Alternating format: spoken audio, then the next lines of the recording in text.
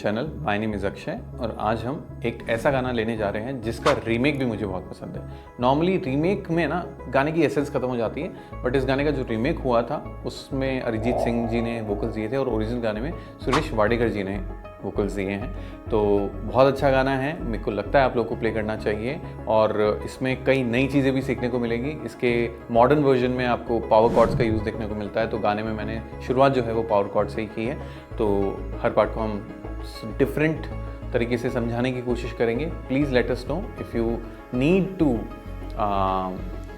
Tell us something कि हाँ sir ये इस तरीके से नहीं ऐसा समझाइए तो ज़्यादा बेटर लगेगा। आप अपने सजेशंस हमें कमेंट बॉक्स में ज़रूर से बताइए। चलिए अब सीखना शुरू करते हैं। Please subscribe our channel and don't forget to share the video. अगर आप जानते हैं कि किसी को ये वीडियो बहुत काम का लग सकता है, वो ये गाना सीख सकता है, तो प्लीज़ शेयर कीजिए। शुरुआत करते हैं कॉर्ड्स के साथ। ये गाना एग्जैक्टली कौन सी स्केल में आई कांट टेल, मैंने उतना प्रॉपर रिसर्च नहीं किया, मैंने बजाने पे ज़्यादा ध्यान दिया and I am so sorry for that. But मोटा मोटी तौर पे कह सकते हैं कि डी माइनर का गाना है, लेकिन जैसे इसमें डी मेजर कॉर्ड भी यूज़ हो रहा है, तो हो सकता है किसी टाइप का कोई मोड हो जो यूज़ किया गया है। एनीवेज चलिए स्टार्ट करते हैं कॉर्ड्स के साथ। तो सबसे पहला कॉर्ड जो आपको आना चाहिए वो है D minor chord. Next chord होगा C major chord. Next chord होगा बी फ्लैट मेजर या ए शार्प मेजर, जो भी नाम से आप जानना चाहते हैं, but B flat is the correct term. A major chord and F major chord. इस गाने में एफ का कोई और वर्जन नहीं चल पाएगा, बस बार या फिर ये वाला वर्जन, फुल वर्जन ही चाहिए बेसिकली। चालू वर्जन नहीं चलेगा, एफ मेजर 7 कॉर्ड नहीं आप प्ले कर सकते इसमें, ठीक है। तो ये रहेगा हमारा कॉर्ड्स, जो बेसिक कॉर्ड्स हैं, शेप्स हैं, उसके हिसाब से। पावर कॉर्ड्स हम लोग यूज़ कर रहे हैं, तो पावर कॉर्ड्स के लिए आपको पहला कॉर्ड जो पावर कॉर्ड में पता होना चाहिए वो है D5 कॉर्ड, जिसके लिए पहला फिंगर आपको रखना है 5वें स्ट्रिंग के 5वें फ्रेट पे, और रिंग या लिटिल फिंगर से आप प्रेस कर सकते हैं 4थे स्ट्रिंग का 7वां फ्रेट। अब आपको मेक श्योर ये करना है कि सिर्फ ये 2 स्ट्रिंग ही साउंड देनी चाहिए, छठा स्ट्रिंग और इवन चौथा वगैरह नीचे कुछ साउंड नहीं आना चाहिए। इसकी आपको प्रैक्टिस अलग से करनी चाहिए। तो ये है D5 कॉर्ड। इसी शेप को 2 स्टेप पीछे ड्रैग कर लेंगे, फ्रेट नंबर 3 एंड 5, तो ये बन जाएगा C5 कॉर्ड, और इसी को 1 स्टेप पीछे, 2 स्टेप पीछे कर लेंगे तो ये बन जाएगा B फ्लैट 5। ये 3 पावर कॉर्ड हैं जो हम लोग बैक टू बैक यूज़ कर रहे हैं। तो कॉर्ड्स की बात की जाए तो यही कॉर्ड्स हैं।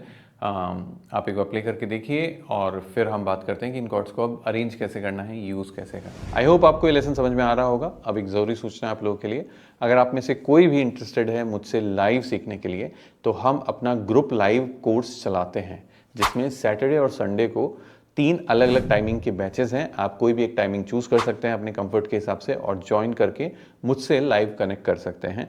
It's a group of 5 to 10 people depending day to day, और इसमें मेरी कोशिश ये होती है कि हर पर्सन को इंडिविजुअली मैं गाइड कर सकूं कि आपको क्या लेसन करना है, इस वीक में आपका टास्क क्या होने वाला है। तो अगर आप एक गाइडेड मूवमेंट चाहते हैं, प्रोग्रेस चाहते हैं अपनी लर्निंग में, तो नीचे दिए गए लिंक पे जाइएगा और अपना इंटरेस्ट हमें बताइए। हमारी टीम आपसे कांटेक्ट करेगी और maybe we will be able to connect every weekend, और आपकी जो गिटार जर्नी है वो भी थोड़ा सा स्टेबल हो पाएगी। अब बात करते हैं राइट हैंड की। तो पूरे गाने में मैं 2 तरीके के मोशंस हैं जो राइट हैंड से कर रहा हूँ। एक जो शुरुआत में होता है, कंसिस्टेंट डाउन स्ट्रोक्स हैं, 1 and 2 and 3 and 4 and 1 and 2 and 3 and 4 and 1 and 2 and 3 and 4 and speed ज़्यादा रहेगी of course.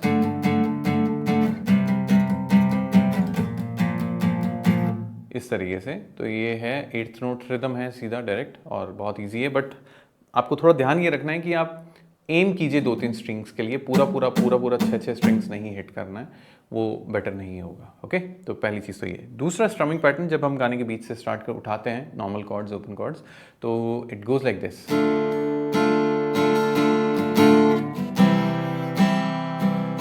So what I'm doing here, I'm just doing down, down, up, down, change, down, down, up, down।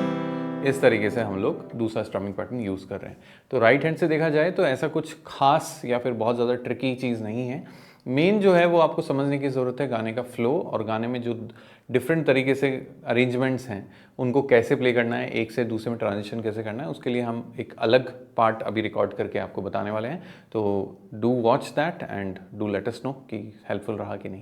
चलिए इस part में हम दो main part गाने के जो हैं जो डिफरेंट प्ले हो रहे हैं उनको डिस्कस करेंगे। सबसे पहले तो इंट्रो में जैसा कि हम कॉर्ड्स आपको पहले एक्सप्लेन कर चुके हैं, तो what you have to do, you will start with D5। आप चाहे तो पाम म्यूटिंग भी कर सकते हैं, अपनी हथेली को कॉर्नर को जो है कलाई को यहाँ पे रखने की कोशिश करेंगे closer to the bridge, and then you will go 1 and 2 and 3 and 4 and 1 and 2 and 3 and 4 and 1 and 2 and 3 and 4 and then वापस डी पे आएंगे 1 and 2 and फिर आपको क्या करना है, अपने पहले फिंगर को C शार्प पे लेके जाना है, ठीक है। तो ये वाला जो पार्ट है थोड़ा सा डिफरेंट है और एक अलग साउंड देता है ये उसको। देखो फिर से सुनेंगे, अब मैं बिना पाम म्यूटिंग के बजा रहा हूँ normal 1 and 2 and 3 and 4 and 1 and 2 and 3 and 4 and 1 and 2 and 3 and 4 and 1 and 2 and 3 and 4 and, ठीक है, तारारा तारारा, लिटिल फिंगर वही है, तारारा तारारा, okay, 1 and 2 and 3 and 4 and 1 and 2 and 3 and 4 and 1 and 2 and 3 and 4 and 1 and 2 and 3 and 4 and, तो ये रहेगा हमारा intro जिसमें आप गाएंगे ऐ जिंदगी गले लगा ले। तो इस तरीके से आप इंट्रो प्ले करेंगे।